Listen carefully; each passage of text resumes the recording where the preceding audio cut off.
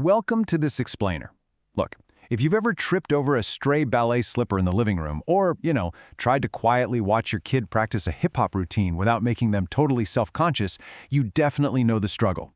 Today, we're diving into something that hits home for so many families in the performing arts world. Because whether your kid is just starting out in ballet, learning those dynamic hip-hop rhythms, or figuring out ballroom dance, as parents, we usually find ourselves on the sidelines feeling kind of unsure. We want to help, right? But we really don't want to overstep or create extra stress. Well, today, we are going to break down exactly how to navigate that role using expert insights. Okay, let's dive into this, because there is a massive mindset shift we need to make right out of the gate.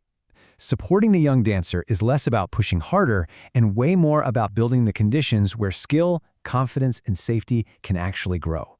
It is so easy to fall into that trap, thinking, hey, more pressure equals better results. But the source material makes it crystal clear. Pushing harder? Not the answer.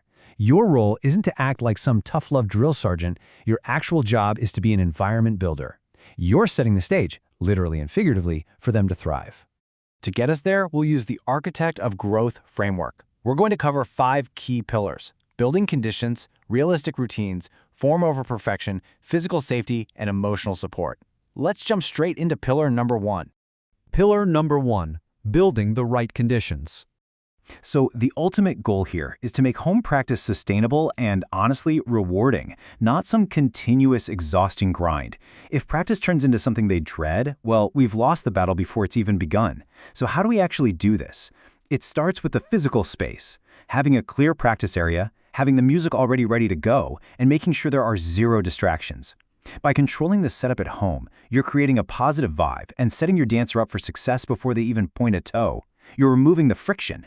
When the space is clear and the track is queued up, literally all they have to focus on is the dance. Moving on to pillar number 2, structuring realistic practice routines. Now, there is this incredibly persistent myth out there that marathon practice sessions automatically equal better dancing. No way.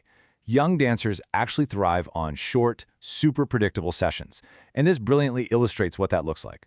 3 simple steps: a quick warm-up, the actual skill work, and a brief cool-down or stretch. It is a really simple, age-appropriate approach. The secret sauce here is keeping these blocks short so that practice actually finishes before the frustration kicks in. You want to leave them wanting just a little bit more, not feeling completely burned out. Pillar number 3, prioritizing form over perfection. During the short bursts of practice we just talked about, remember that progress comes from repetition with a really strict attention to technique. It absolutely does not come from demanding flawless execution every single time they try a move. And since we aren't demanding perfection, we really need to change what we're applauding. Start celebrating the micro-improvements. Things like cleaner posture, a steadier balance, or maybe just slightly better timing. As a parent, you want to spot these tiny steps forward. Don't just save all your cheering for the big recital. Telling them, hey, your balance was noticeably steadier today, shows them you actually see the hard work they're putting into the little details. Now, when a movement looks off, it is incredibly easy for a young dancer to just get frustrated and try to rush through it again out of pure annoyance. We've all seen it. Instead, encourage what the source calls try again thinking. Stop, reset, and work slowly. This teaches them that mistakes aren't failures, right? They're literally just signals to pause, take a breath, and re-engage with the technique. And hey, when you're watching from the sidelines, remember that your words carry immense weight. Absolutely avoid comparing them to other dancers. That almost never helps motivation and usually just piles on unnecessary pressure. Instead, use highly specific praise. Say something like, wow, that turn looked really controlled, or your landing was a lot quieter that time. This shows exactly how to offer constructive, supportive feedback that helps the dancer actually recognize their own progress. This brings us to pillar number 4, ensuring physical safety. As young bodies are growing and training, parents have got to support their physical foundation to prevent injuries. Physical well-being is the engine that allows all that technique to flourish.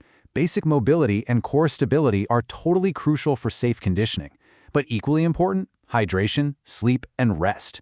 These recovery elements are absolute game changers, especially after those intense rehearsals or big performances, when a young dancer's body is just completely physically taxed. But what happens when things actually hurt? Here is a hard, non-negotiable rule. Pain is an immediate signal to stop and talk to a coach. As a parent, you have to warn your kid against forcing extreme stretches or trying to push through sharp discomfort. In fact, it's highly advised to just ask the studio what specific warm-ups or strength routines they recommend. That way, you're aligning home practice with professional guidance instead of just sort of guessing. Furthermore, be observant. If your young dancer is complaining about recurring discomfort, and we're talking particularly in high-stress areas here, like the knees, ankles, shins, or the lower back, pay really close attention. If pain in these specific spots keeps creeping back up, it is absolutely time to check in with the qualified clinician. Do not ignore these red flags. And finally, pillar number 5, providing crucial emotional support. So, we've talked a ton about the physical body, but emotional support is just as vital. A young dancer's mind needs just as much care as their muscles do. So what do you do when they're stuck on a broad combination and getting visibly super discouraged? Switch tasks. Just have them focus on one single, small, manageable element of the dance. Once they've nailed or even just improved that one tiny piece, they can go back to the broader combo with renewed confidence. It completely short-circuits that cycle of frustration.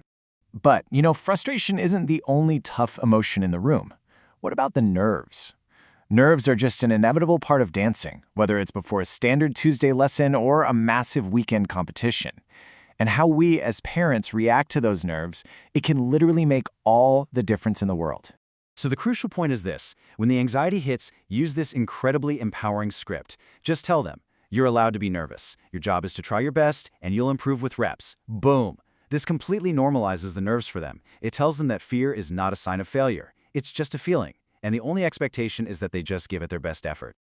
To practically help manage those jitters, try using a dress rehearsal. This is just a low-pressure run-through right in your living room or wherever your practice space is. Let them put on their gear and run through the routine. It builds their confidence, but totally without the high stakes of a real stage performance. It's just a nice, safe space to work through the anxiety.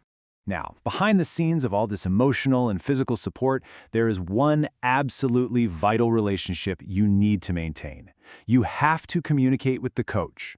Asking the coach exactly what to prioritize between lessons ensures that what you're doing at home aligns perfectly with their actual training goals. This open line of communication is essential because it stops mixed messages in their tracks. You and the coach become this unified team, and that greatly reduces any confusion for your dancer. As we wrap this up, we have to define the ultimate goal of all these pillars. True, healthiest motivation really just comes down to a super simple equation: enjoyment plus progress. That's the sweet spot we are aiming for. By keeping those routines manageable, reinforcing good form, and protecting their physical and emotional well-being, you are building the absolute perfect foundation for their growth, both on and off the dance floor. Which brings us to one deeply important thought to reflect on as we conclude this explainer. Are you fueling their motivation with enjoyment or just pressure? Take a second to really think about your current approach to supporting your young dancer at home. Consider how you might shift your focus away from just pushing them harder and towards building those perfect conditions for growth. Thank you so much for joining me today, and I'll catch you in the next one.